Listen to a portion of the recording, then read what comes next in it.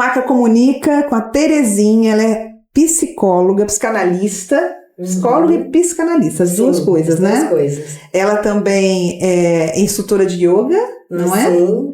E também tem um encontro de meditação e formação da Ayurveda. Olha quanta coisa. Terezinha já veio aqui, já tá familiarizada. E vou continuar. E o seu último podcast foi muito bem visto, bem visualizado, porque era um tema bom de o medo feminino, que é que a gente tem muito, né, dentro da gente, da culpa. E aí, Terezinha, a gente vai falar de um assunto que é necessário, que eu estou vendo que alguns psicólogos já estão atentos com a orientação do parental, que isso, dentro da orientação parental, existe uma lacuna, né, que é para o adolescente, que vem desde pequenininho, que é muito importante, que é a orientação vocacional. Vamos falar sobre isso? Vamos. O que está acontecendo com esses adolescentes de hoje, desse mundo moderno? É muito interessante porque os jovens, eles são muito bem informados hoje em dia, né? Mas o que acontece com a orientação vocacional? Você acredita? Tem duas questões que eu acho interessantes para começar. Quando me perguntam, quando os pais me ligam perguntando, eu queria saber sobre o teste vocacional. Aí eu falo assim, porque o teste vocacional, ele começou lá pelos anos de 1905. E ficou durante muito tempo. Por quê? Porque lá pelos anos 70, por aí na década de 70, a nossa carreira profissional ela era estreita e contínua. A pessoa, por exemplo, escolhia uma profissão, às vezes começava até como office boy numa empresa, dali ele ia fazendo carreira, e dependendo de toda a habilidade e competência dele, chegava até a ser diretor, gerente. Hoje em dia não mais acontece isso, né? As pessoas precisam se especializar, precisam buscar conhecimento, não que essas pessoas não buscassem para chegar onde chegou, mas eu digo que isso dava uma certa segurança, sabe? Eu diria uma ilusão. Com o passar dos anos, depois mais de, né, sei lá pelos anos de 1970, por aí, que começou a trazer essa ideia, quem trouxe foi o Bohuslawski, um argentino que trouxe essa ideia da orientação vocacional. Ele dizia que era assim, um vocar, um chamado interno, que traz para você a ideia do que você quer na sua vida profissional. E tudo começou a mudar a partir daí, a evoluir. E a entender que essa orientação vocacional foi um caminho muito próximo do humano, porque nós somos sempre em movimento, nós estamos sempre nos desenvolvendo, né?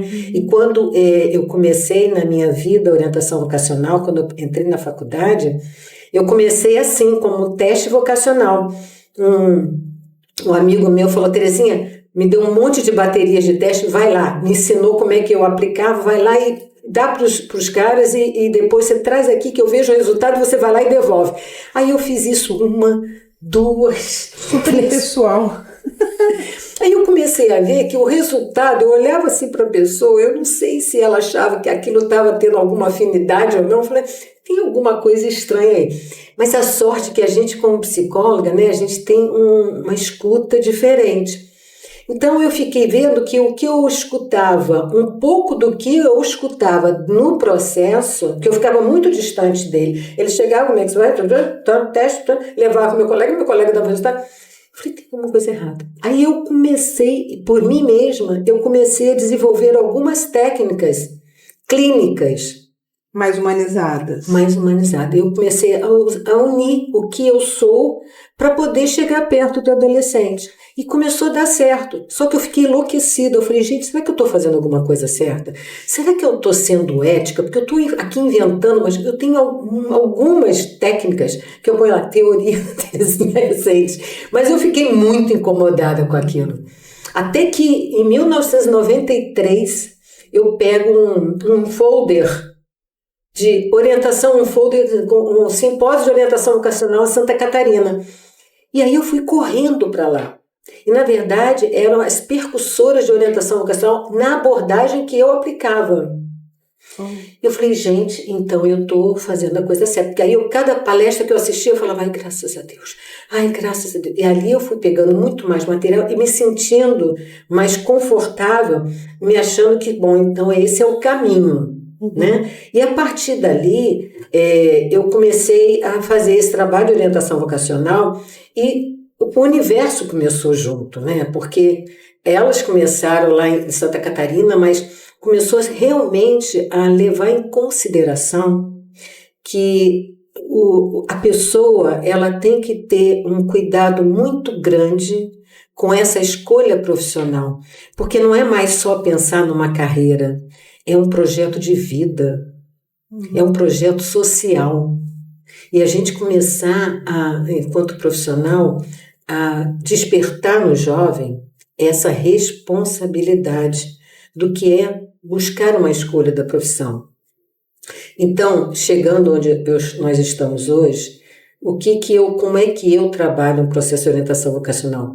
Eu levo em média 3 meses trabalhando com um adolescente e fazendo todo um levantamento das habilidades, das vocações, dos interesses, porque, olha, o conceito básico de orientação vocacional é fazer o jovem encontrar onde está o interesse dele. Mas eu tenho uma pergunta aqui. Dá um gancho no que você está falando. O adolescente, ele não está nem aí qual é o interesse dele. O interesse são dos pais, que estão preocupados.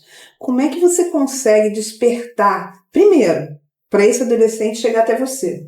Porque geralmente, eu imagino, não vem dele, ai, mãe, pai, pode até ser, mas é um pouco mais distante essa reflexão que ele tem que ir atrás da orientação vocacional dele, porque ele está preocupado com os amigos, com as saídas, com o mundinho dele.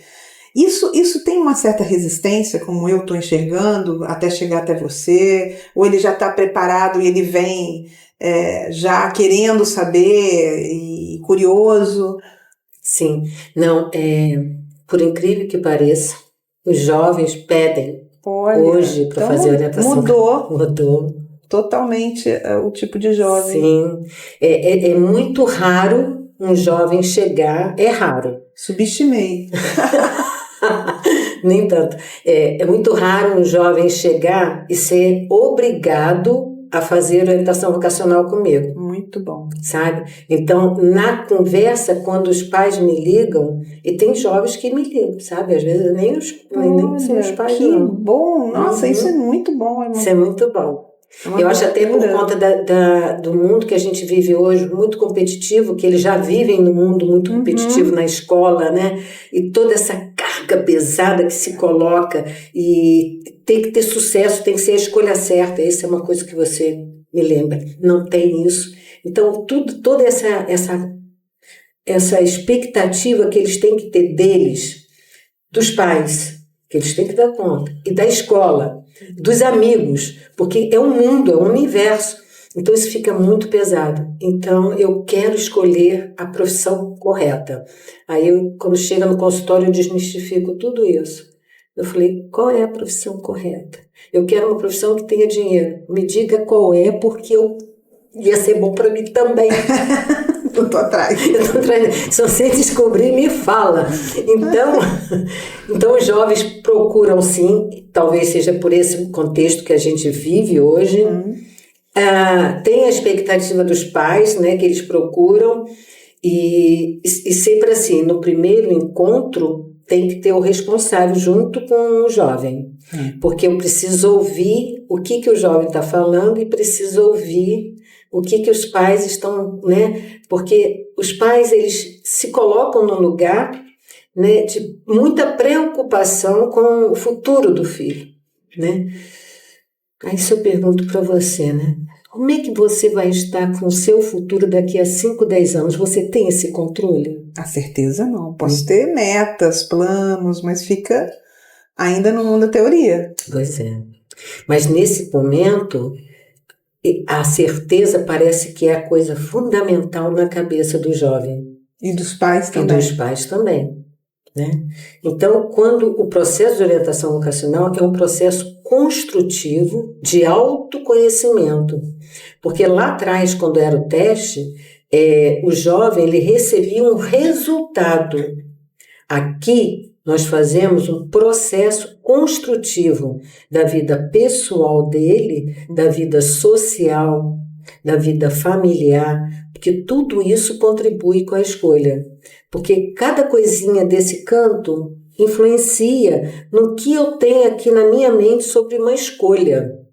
Tanto que quando o jovem chega no consultório, na primeira vez, eu pergunto assim, qual é a profissão que você está pensando em fazer? Alguns falam, não, nenhuma.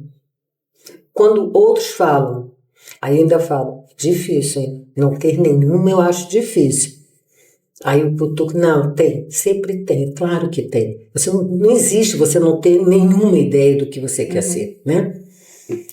Nem que seja o gosto de alguma coisa. Exatamente. Ou um português, ou matemática, ou gosto de ciências. Isso. Educação física. Isso é um caminho. O primeiro caminho que o jovem faz é pela matéria, pela disciplina da escola, que isso também pode ser um engano, tem que ter muito cuidado. Então, tudo isso é apurado no processo, sabe? Por isso que tem 12 encontros, exatamente para se ter tempo para ir fazendo toda uma construção cognitiva, né? Uma construção de evolução de habilidades, de competência de habilidade, competência emocional, para que ele vá se sentindo seguro do que ele está buscando, mas essa segurança está nele. Por isso que no primeiro encontro eu digo, aqui não vai ter um resultado. Eu não vou dizer para você a profissão que você vai seguir, mas eu acredito que você vai sair daqui sabendo muito melhor de você. E o autoconhecimento é que nos dá a segurança, a confiança de poder tomar uma decisão.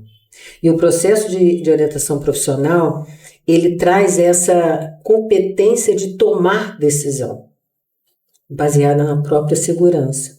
Então, quando você está ali naquele lugar, trabalhando o adolescente, a princípio, ele não tem muita noção de quem ele é.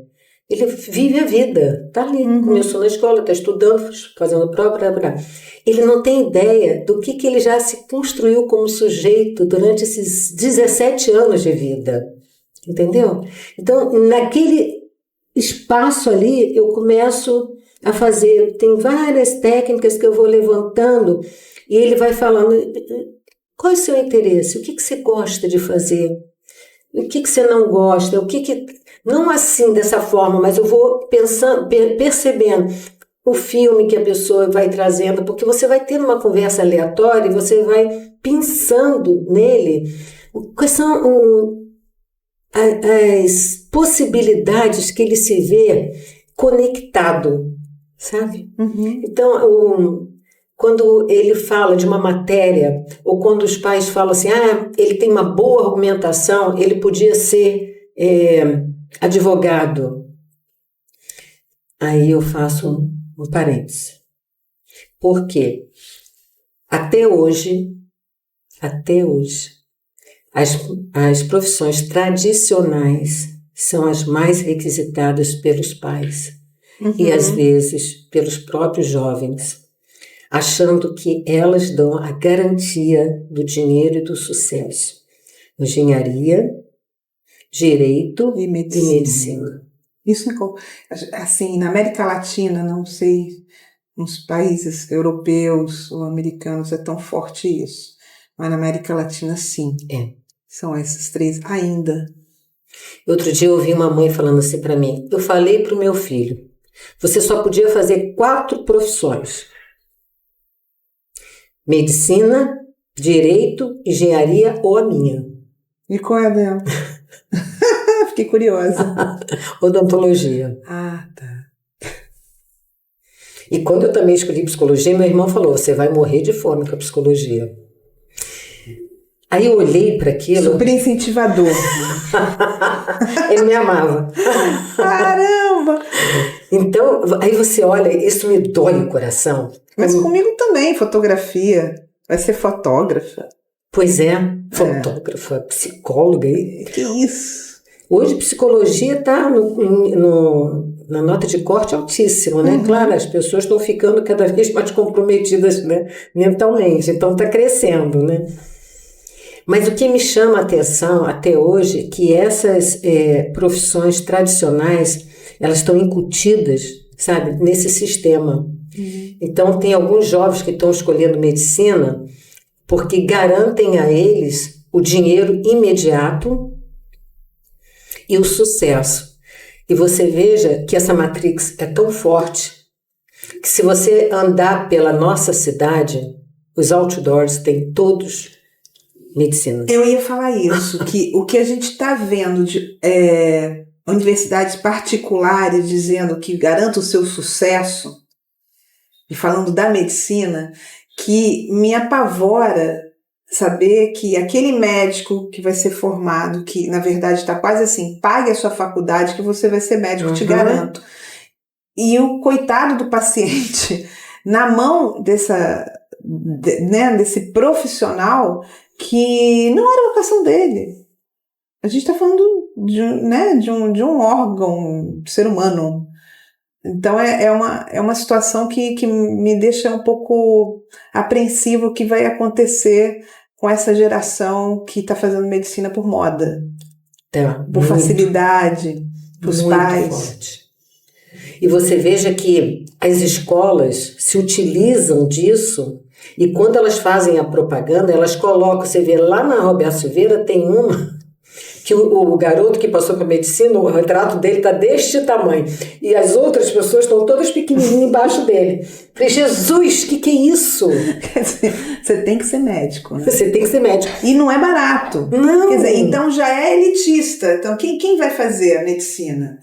Pessoas que podem pagar 15 mil reais de uma, né, só de mensalidade. Só de mensalidade. Fora todo o resto. Então nem todo mundo pode fazer medicina. Pois é. Então o próprio sistema está incitando esse tipo de escolha. As escolas fazem divulgação dos alunos que passaram por medicina e a nota que tiraram. Então isso vira uma matrix muito, muito doentia. Sabe? E quando eu estou conversando com um jovem que está falando de medicina e a gente começa a esmiuçar a profissão, mesmo assim, a coisa do dinheiro ainda está muito forte. São poucos os jovens que eu sinto que falam da medicina de uma forma humana. Vocacional. Vocacional. Eu quero cuidar do ser humano. Quando a medicina veterinária, por exemplo, os poucos que escolhem porque amam demais os bichinhos. E quem ama muito também fala, eu não consigo ser médica veterinária porque eu não vou conseguir cuidar de um bichinho. Né? E por que cuidar de um ser humano as pessoas não param para pensar? É isso que a gente está falando. Mas, enfim, essas profissões que são tradicionais, que estão sendo esticadas até hoje, eu fico pensando, por que isso? Tem tantas outras profissões e o jovem ele precisa entender que não se tem segurança, ele pode fazer muita escolha que tem que ser a partir dele, da construção dele, do gostar, que ninguém vai aguentar, são em média 40 anos trabalhando.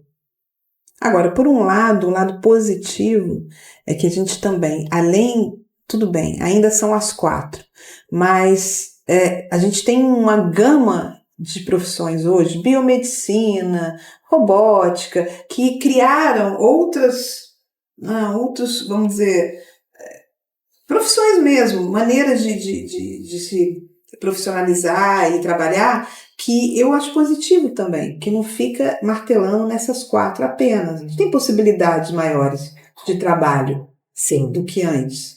Né, por um lado. Sim. E agora, falando um pouco dos pais, voltando assim essa parte da orientação vocacional, falando sobre a influência desses pais e dentro de casa, e a importância dos pais para que eles também façam parte dessa orientação vocacional. Como, por exemplo, Eu conheço uma pessoa que desde novinha ela já sabia a sua vocação. Era uma artista. E o pai dizia para ela que, sendo artista, nem morar dentro da minha casa vai morar. Essa pessoa, obviamente, porque ela tinha uma paixão enorme por aquela vocação, foi embora. Isso acarretou um monte de questões na vida dela. Tudo bem, pode ter terminado, mas dificultou. Porque quando a gente tem o apoio da família, é totalmente diferente quando aquela família tem um olhar de crítica, de julgamento, de que aquilo, vergonha, né? Pô, você não vai ser aquilo que eu esperei que você fosse, ou de invalidação. Como é que você vê o papel dos pais em relação à orientação vocacional de um adolescente? Nós temos pais para tudo e para todos os níveis. Mas, geralmente, assim, vamos ficar assim, me deixa muito feliz quando os pais dizem assim, eu quero a felicidade do meu filho. E deixa por conta mesmo do processo do filho chegar à decisão. E eu percebo ali que essa liberdade ela é consistente. É genuína. É real. Agora, quando eu percebo que os pais colocam claramente, porque tem uns que falam de uma maneira que, não, mas tudo bem, se escolher, o que ele escolher, tá tudo bem. Mas quando isso não me soa muito bem, eu pergunto, mas tem alguma profissão na sua cabeça que você acha que seria legal para o seu filho? Que você gostaria até de conversar com ele? Porque aí sai. Aí tem uma lista. Tem. Peraí, primeiro lugar, segundo... Que aí relaxa a pessoa e ela fala, né? E tem outros que são muito contundentes e falam. Mas é raro, é raro porque... Mas quando esses pais não deixam esse filho escolher com liberdade, me dá coceira, mas eu juro para você que eu me controlo e eu agradeço a Deus, falo, mas ainda bem que ele deixou o filho aqui. Então, de alguma forma, ele está dando essa liberdade para o filho. Ele pode ter uma crença de que isso seria melhor, mas mesmo assim, ele sendo tão irredutível, mas ele está deixando. Então, está havendo uma certa flexibilidade. E eu entendo até que esses pais, muitas vezes, sei lá que história que ele teve, que tenta dar uma certa segurança para o filho a partir daquilo que eu acho, que eu tenho certeza que eu conheço meu filho. Eu sei quem é ele. É meu filho. Entendeu? Ledo engano. Pois é. A gente nem se tem, né? A gente nem se conhece. Eu sempre falo assim, quando alguém fala, te conheço. Não, você não me conhece. Eu não me conheço. Como é que você me conhece? Se nós somos seres humanos em evolução, mutantes, não dá para entender isso, né? Aí você fica assim, tá. Esses pais, às vezes, por ser os pais, eles têm uma legitimidade de dar esse controle na vida dos filhos, né? Isso é preocupante, mas eu converso, naquele momento ali eu digo, você tem certeza que seu filho vai ser feliz com essa profissão que você está desejando para ele? Como foi a sua história de vida profissional? Né? Porque por mais que a gente tenha a felicidade de escolher uma profissão, que a gente lá com os 17 anos, a gente acredita que é a profissão que a gente quer, mas a gente passa por tantos percalços, né? Começa pela faculdade, que ela não traz para a gente tudo que a gente gosta de estudar, e que eu ensino isso para eles, né? Na verdade, nós temos disciplinas para que todos possam ter a oportunidade de passar por todas elas, que uns vão se identificar mais com uma do que com outros. Não dá para você se interessar pelo curso inteiro. Então, isso é até para diminuir um pouco a expectativa que vai chegar na universidade, vai estudar só aquilo que gosta. Não mesmo. Tem matérias que a gente não suporta. Não suporta. Mas que o outro adora. Mas não todo é aquilo que você quer fazer. Que tem que fazer, exatamente, para ter esse instrumento. Então, os pais, eles têm uma influência, sim, que os adolescentes escutam muito os pais. E quando os pais têm uma afirmativa, um filho que esteja numa situação insegura, meio aleatória, ele às vezes tem medo de ter essa competência de tomar uma decisão, porque se der errado, ele pode ser cobrado lá na frente. Mas se ele fizer o que os pais estão sugerindo, se der errado, ele se desresponsabiliza com aquela escolha. Então, o receio é esse. Por isso que no processo de orientação vocacional, quando se vai levantando as habilidades, os interesses do jovem, na medida em que ele vai se encontrando, ele vai desenvolvendo essa capacidade de saber o que eu gosto, o que eu quero para mim. E fazer uma escolha, hoje, é saber que não está em detrimento de tantas outras, porque, pegando um gancho com o que você falou, às vezes tem um jovem que quer fazer medicina, vamos pegar medicina, mas que tem muito interesse nessa área tecnológica, porque a área tecnológica está desenvolvendo muito e os jovens ficam muito no computador, Então, o que acontece? E a medicina hoje, ela está muito voltada também para essa área tecnológica, sim, né? As cirurgias e tudo mais. Então, a preocupação do processo de orientação vocacional é por onde nós vamos começar a nossa escolha. Então, eu começo fazendo, juntando um pouco com os pais, vou fechar isso com os pais. Como que os pais podem ajudar os filhos na escolha da profissão? Na observação que eles têm sobre os filhos, eles vão trazendo e elucidando para o filho, olha meu filho, olha só, como é que você gosta de mexer numa ferramenta, olha que interessante, incentivando e pontuando, que é o que eu faço lá, porque o jovem ele não tem noção das habilidades dele, mas ele tem uma vida, ele tem uma rotina que ele demonstra ali algumas habilidades já, até com algumas ferramentas, até com algumas técnicas, até com alguma desenvoltura de comunicação. Sim. Entende? Sabe que eu estava ouvindo, há muito tempo atrás, ouvi uma entrevista daquele nadador, Cielo? Acho que sim. Cielo. E me comoveu, porque ele disse... Bom, a repórter perguntou para ele como que ele chegou a esse, né, no topo, e campeão, o que fez, o que foi o incentivo dele? Falou, meus pais.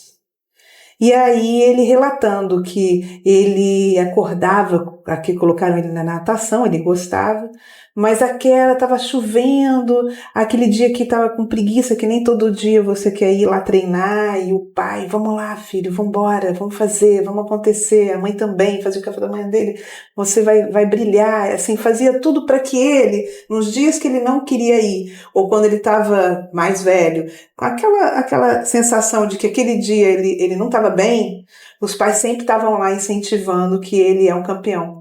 Então isso é tão forte, tão decisivo na vida de alguém, porque os grandes atletas, os grandes talentos da vida, eles vêm de pais que incentivaram esse ser humano. É difícil ver de uma outra forma. E se, obviamente, tem grandes talentos também que não tiveram essa sorte, mas sempre com muita ferida, muita mágoa, né? Chegou com muito sacrifício. Como é bom ter um pai e mãe que tá ali, né? Torcendo pelo filho da forma que ele acha e melhor, e como ele percebeu que ele tem essa essência, que ele tem essa habilidade, vamos incentivá-lo, motivar. Isso é muito importante. Ter um corrimão, né? Para você se ancorar é muito importante, porque quando os pais estão juntos e estão percebendo, né? Como que esse meu filho, assim, as coisas mais básicas, um filme que ele costuma ver, que se repete, uma leitura que ele costuma, seja que leitura for, que se repete, né? São os interesses daquele jovem. O que ele procura fazer no dia a dia. Claro que o jovem hoje tem alguns padrões, tem uma academia, faz um esporte e tudo mais, mas além disso, o que os pais vão percebendo nos seus detalhes, no dia a dia de uma rotina, né? Se ele é organizado, se ele tem interesse em alguma novidade, se ele faz um esporte, eu quero conhecer outra coisa. Se ele é mais comunicativo. Né? E aí a gente fala assim, mas aí é porque é jovem. Não, quando você quer conhecer coisas novas, você tem uma personalidade criativa, você está buscando. E são esses conceitos que eu vou trazendo do dia a dia, e eu vou dando um conceito para o jovem da habilidade, o nome. Nossa, eu não sabia que eu tinha essa habilidade. Né? E falando das habilidades, porque tem a menina e o menino, você vê a diferença, assim, como eles se colocam e o que eles gostam, ou não? É um gênero completamente que não influencia? Eu penso que sempre tem uma certa diferença, né? Porque o menino, geralmente, eles hoje estão muito mais à vontade para trazer o seu sentimento, né? A forma como ele está se vendo, todas as suas inseguranças, porque ali é o lugar de se falar da insegurança, né? Mas a menina, ela é sempre mais emotiva, ela sempre traz uma conexão maior com o que as pessoas estão falando, as coleguinhas, sabe? Reparam mais. Reparam mais nesse tipo de coisa. Os meninos já são mais desconectados disso. Mas ainda assim, ainda é mais difícil ter uma menina que escolha engenharia, até hoje. E você vê que a medicina, ela é muito, né, ela é híbrida. Ela é híbrida, é verdade. E falando na ansiedade do adolescente, porque eles comem as unhas, os dedos, arrancam os cabelos, enfim, são ansiosos, né? É a grande doença da humanidade, da moderna. E aí, o que você recomenda? Acho que você dá aula de yoga, não dá, Terezinha? Sim. Você dá para esse eu gostaria. Ensino médio, adolescente, sim? Você gostaria? Eu gostaria, mas... O que você recomendaria? Sim. Por que a yoga? Porque a yoga, ela trabalha exatamente a conexão com a mente e com o corpo. E o jovem, ele está o tempo todo nesse processo. Ele está cognitivo, ele está muito na parte emocional, né? Tudo muito vibrante, a insegurança, as incertezas, os medos, as expectativas. E isso tudo é levado para o corpo. Então, os jovens ficam tendo tique nervoso no consultório, fica assim, a perna não para.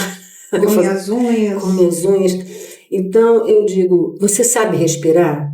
Vamos respirar, pelo menos? Aí eu explico o quanto que a respiração é um remédio que acalma.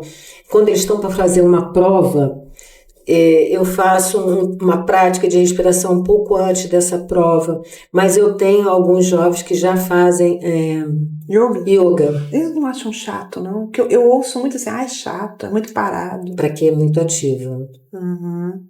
E aí os adolescentes que também tem, aqueles que se preocupam com a vocação, e tem outros que estão em só festa, porque tem essa gangue, né? Sempre teve, agora mais ainda, porque as festas de 15 anos, toda hora estando em festa.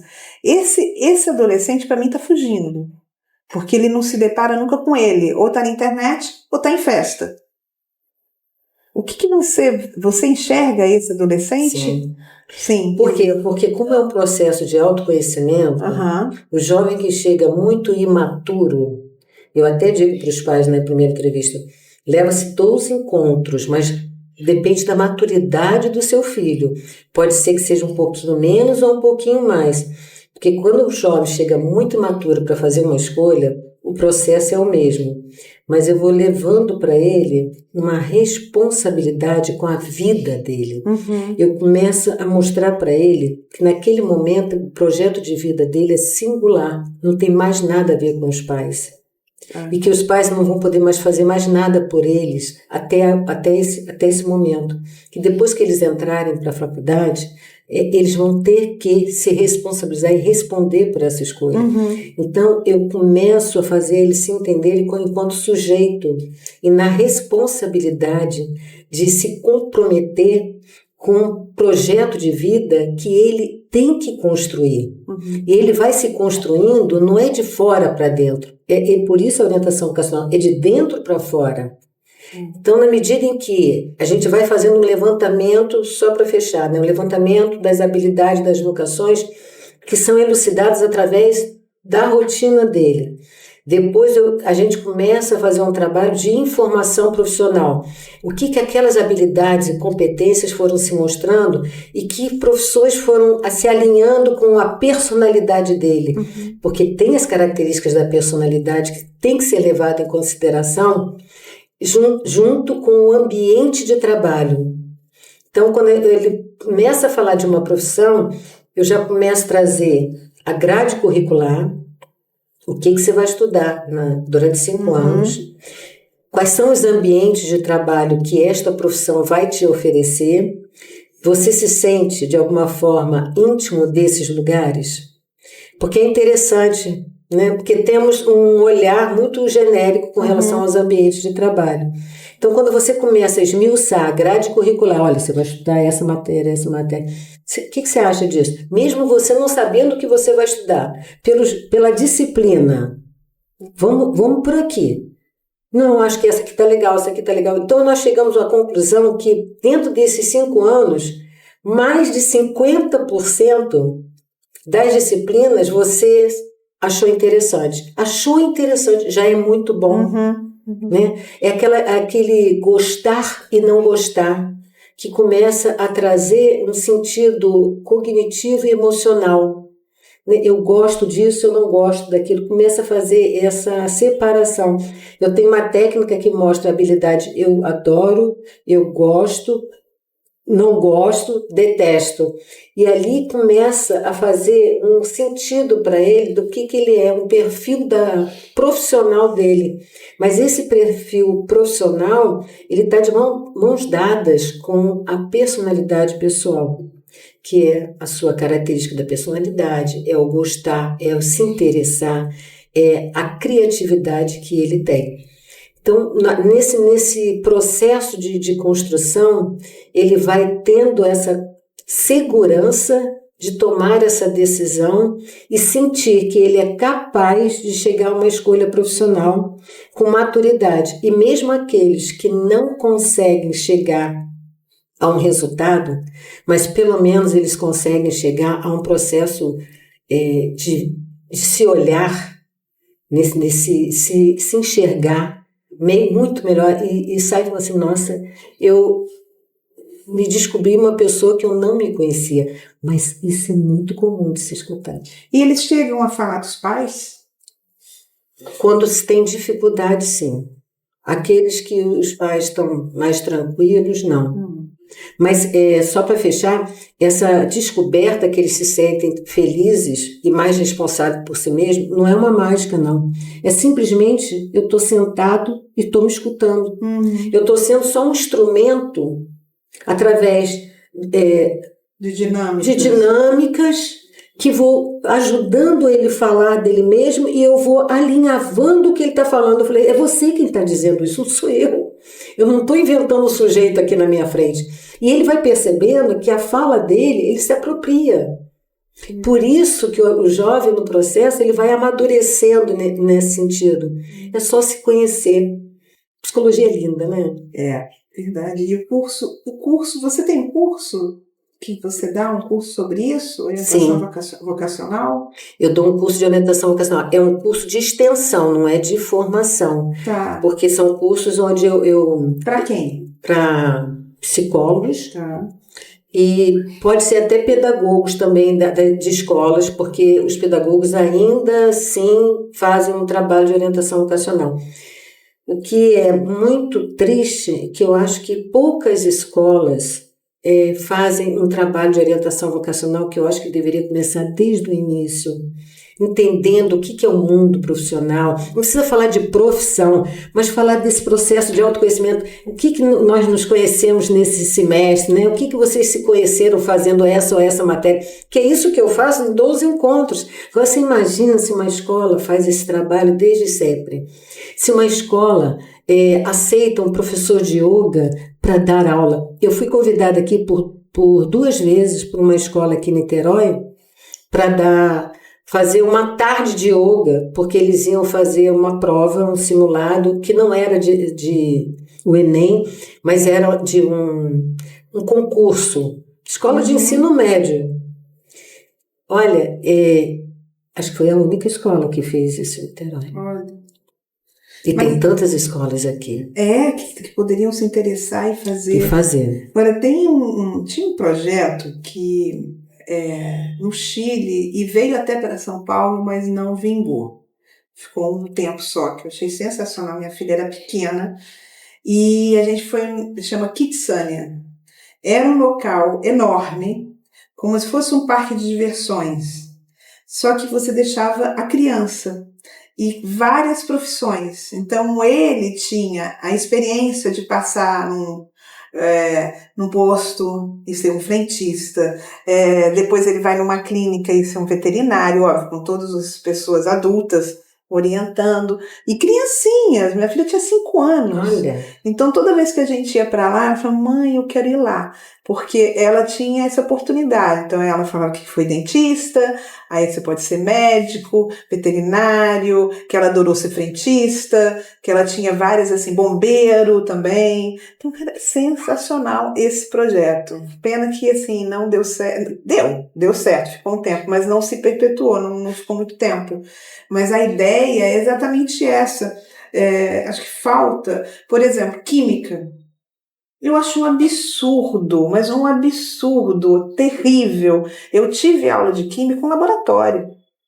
Minha filha teve aula de química sem laboratório. Como é que você vai ficar decorando fórmula e passar numa química? Ela chegava a chorar. Eu dizia assim, minha filha, eu não tenho nem como defender teu professor, nem tua escola. Porque, como? Eu não tenho condições de te dizer que eu não tinha como. Seria totalmente uma inverdade falar para ela que ela poderia entender o que é química. Sofrido.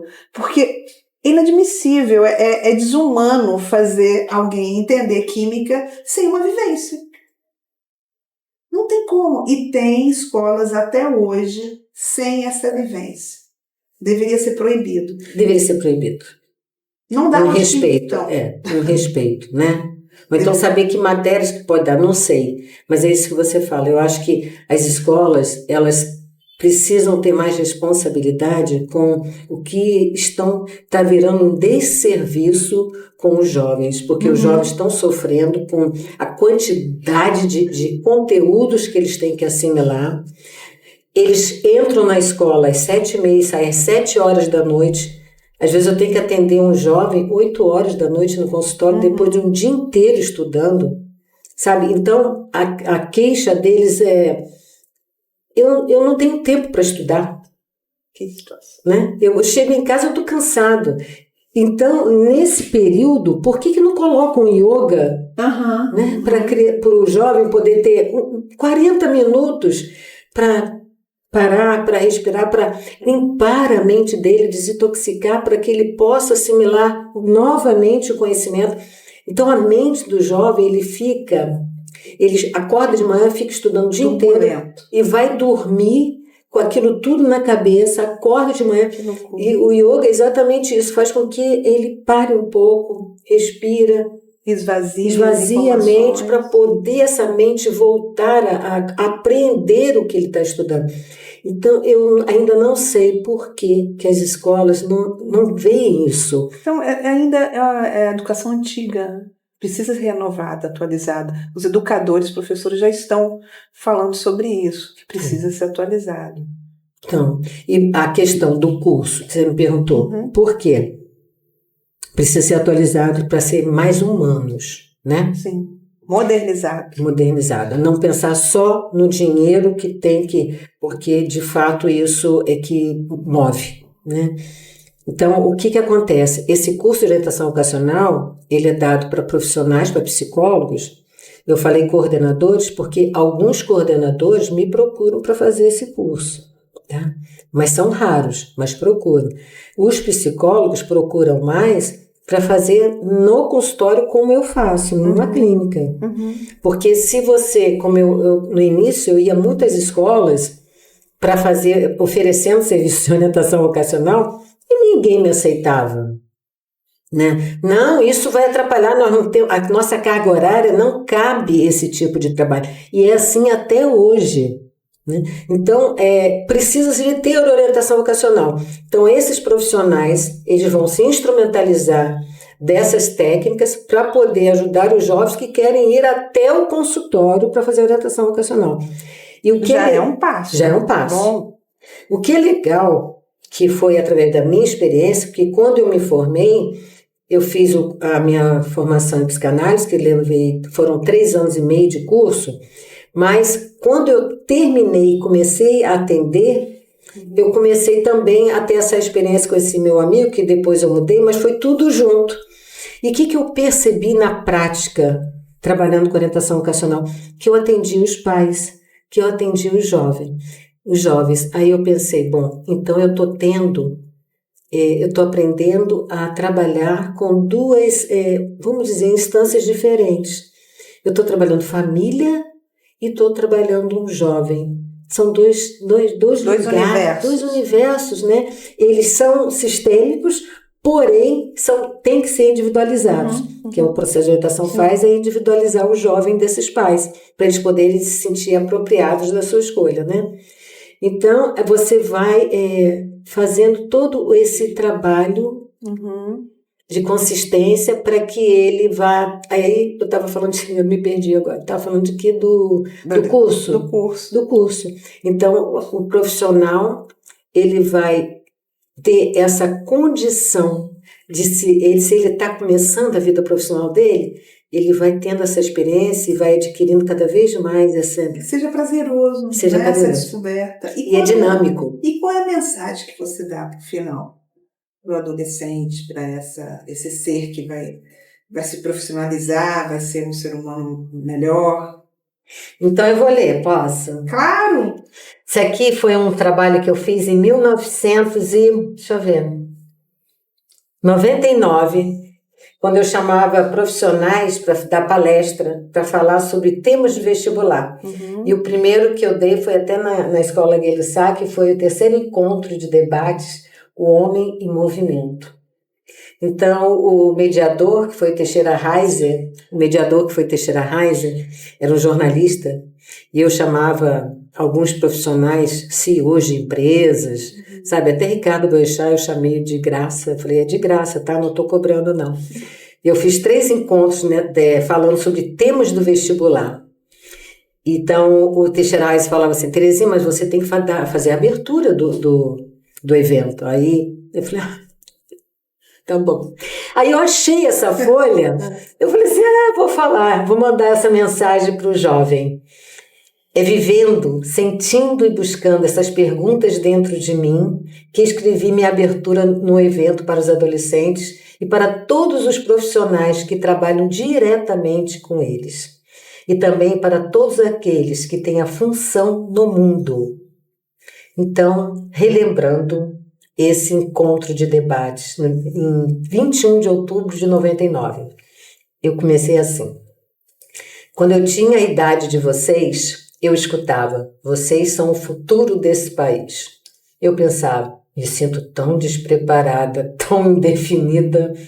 Como poderei ser o futuro deste país? Pensei, acho que o país vai mal.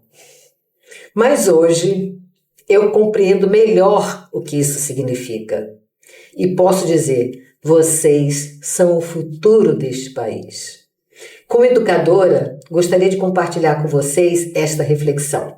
O tema do nosso encontro de hoje é o homem em movimento. Nesse momento, estamos nos preparando para o vestibular e a corrida no mercado de trabalho. Devemos aproveitar o máximo que a vida acadêmica nos oferece. Devemos aproveitar, emparelhar de todos os recursos necessários para a realização profissional. Mas precisamos ter plena consciência e compromisso da importância do nosso papel como estudante, profissional e cidadão na construção e transformação da sociedade a qual pertencemos. Passamos a pertencer participando. É o alimento da autoestima. A crença em si mesmo, o exercício e o reconhecimento da capacidade é o orgulho de ser quem é. Devemos ser criativos, passar a ser autor da nossa história, autor da história do nosso tempo. Não devemos nos preocupar apenas em deter o conhecimento, a técnica e a prática. Devemos nos posicionar de forma qualitativamente diferente. Devemos nos desalienar-se. Isso significa não ser reprodutor somente, mas ser criativo. Não olhar somente para si, mas olhar para o outro. Não fazer somente para si, mas fazer também para o outro. É solidarizar-se, é abrir-se para o outro, é compartilhar, é interagir. Precisamos estar de olho no mundo e nos posicionar com ética e dignidade. Esse é o trabalho de orientação vocacional. Muito lindo. Isso quer dizer que somos todos educadores. Somos. Os pais, maridos, filhos, amigos. Somos todos educadores desse universo. Sim. Não só os professores, né, que eles nos orientam. Não, coitados, eles não podem ficar só com essa conta. É verdade. Todos nós somos responsáveis, até eu que trabalho com eles também, né? Terezinha, foi assim maravilhoso estar aqui com você novamente, falar de um tema que precisa ser falado, né? Porque os adolescentes precisam dessa orientação, até mais do que a gente, no dia a dia, né, na vida, para eles saberem o caminho o melhor possível. Obrigada. Obrigada. Te agradeço. Gratidão.